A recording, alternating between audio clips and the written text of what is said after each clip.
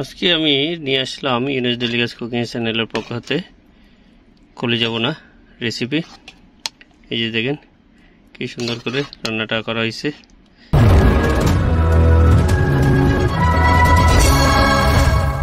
কেমন আছেন সবাই? সবাই ভালো আছেন? ইউনুস ডেলিগাস কুকিং চ্যানেলের পক্ষ হতে আরেকটি ভিডিও নিয়ে আপনাদের সামনে হাজির হয়েছি। আজকের রেসিপিটিতে থাকবে মুরগির ঘিলা আর কলিজা। মুরগির গিলা এবং কলিজা দিয়ে আমি একটা আলুকে ছোটো ছোটো টুকরো করে নিয়েছি, আর পেঁয়াজগুলো কুচি কুচি করে নিয়েছি, আর নিয়েছি টমেটো, কাঁচামরিচ, ধনিয়া পাতা। এগুলো দিয়ে আজকে আমি এই রান্নাটা করব। চলুন তাহলে আর দেরি নেই, আমরা রান্নায় নেমে পড়ি। এই রান্নার জন্য আমি তেল দিয়ে দিচ্ছি। তেলগুলো গরম হয়ে আসলো, এরপর আমি পেঁয়াজগুলো দিয়ে দিচ্ছি।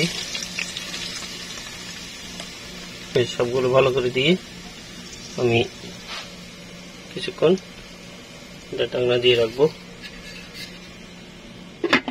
আমার পেঁয়াজগুলো কেমন হয়েছে? মাশাআল্লাহ, এবারে সিদ্ধ হয়ে গেছে।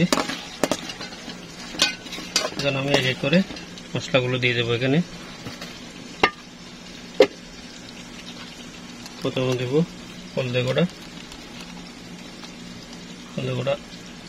আধা চামচ চেয়ে একটু বেশি দেবো। তারপর দেবো মরিচের গুঁড়া দেবো 1 চামচ, আবার বেশি লাল হয়ে যাবে। মশলা একটু পরিমাণ বাড়িয়ে দেবো। মশলা দেবো 3 চামচ, কারণ কলিজা বোনার মধ্যে মশলা না হলে স্বাদ হয় না, মশলা একটু বাড়িয়ে দিলাম।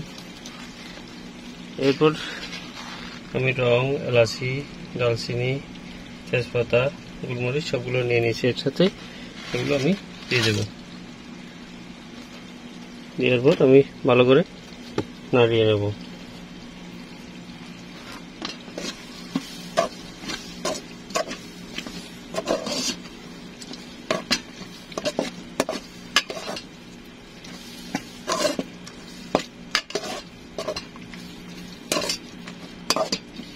মশলাগুলোকে এভাবে আমি 2 মিনিট রাখবো। আমার মশলাগুলো কেমন হয়েছে? এগুলো লেগে আসতেছে, এখানে একটু পানি দিতে হবে। আমি একটু পানি দিয়ে দিই,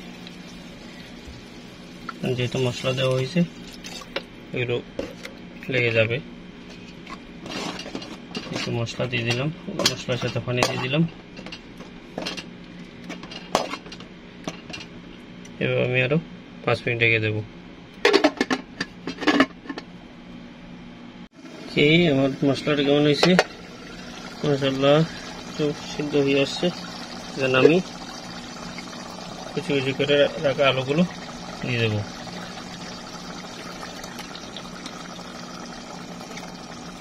কারণ আলুগুলো একটু সিদ্ধ হতে সময় লাগবে, এখানে আলুগুলো আগে দিয়ে দিই।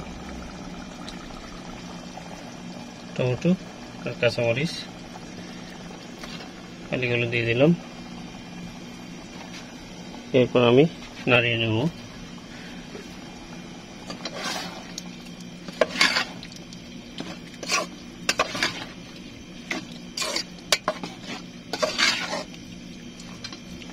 এখানে আমি আর কোনো পানি ইউজ করবো না এখন, কারণ টমেটো থেকেও পানি বেরোবে। এভাবে আমি আরো 10 মিনিট রেখে দেবো।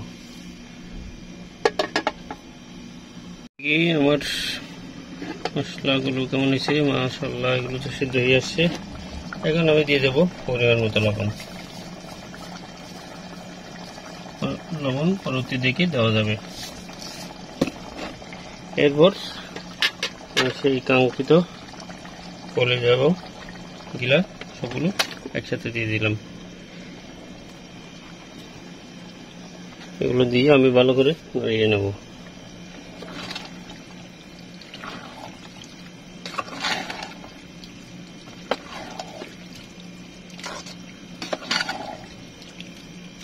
কলিজা বোনাতে তেমন একটা পানি দেওয়া হয় না, সেখানে আমি তেমন একটা পানি ইউজ করি নি। এই যে দেখেন, এগুলো মাখা মাখা এভাবে করে রান্না করতে হয়। পানি বেশি দিলে স্বাদটা থাকে না। আমি এবার ডাকনা দিয়ে দেবো। কি আমার কলিজা কিরকম হয়েছে, মাশাআল্লাহ, উপরে তেল বেশি উঠেছে। কি ভিতরে কি অবস্থা, ও এই যে দেখেন কি ঘন মশলার সাথে অ্যাডজাস্ট হয়ে গেছে।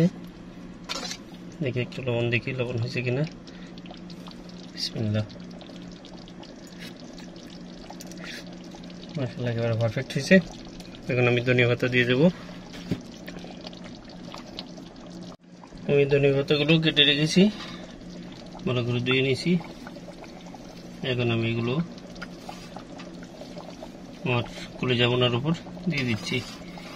দেওয়ার পর এটা আমি আরও 5 মিনিট এভাবে রেখে দেবো, তারপর নামিয়ে পরিবেশন করব। এ পর্যন্ত সাথে থাকুন। দেখেন আমার কলিজা বোনাগুলো কেমন হয়েছে, মাশাআল্লাহ। এই যে দেখেন একেবারে ঘন ঘন সবগুলো সিদ্ধ হয়ে গিয়েছে। দেখেন খেতে অসাধারণ হবে। দেখি আমার ভাইকে দিয়ে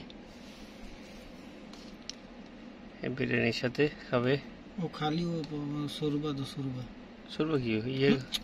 সুরবা দো, খাও খাও। হ্যাঁ সুরবা দো খালি, বস বস। হচ্ছেই। नहीं नहीं हो गया। দেখেন আমার কলিজা বোনাগুলো কেমন হয়েছে দেখতে, অসাধারণ। একটু নাড়ি দেখাই, ধনিয়া পাতাগুলো একসাথে মিক্স করে দিই। ও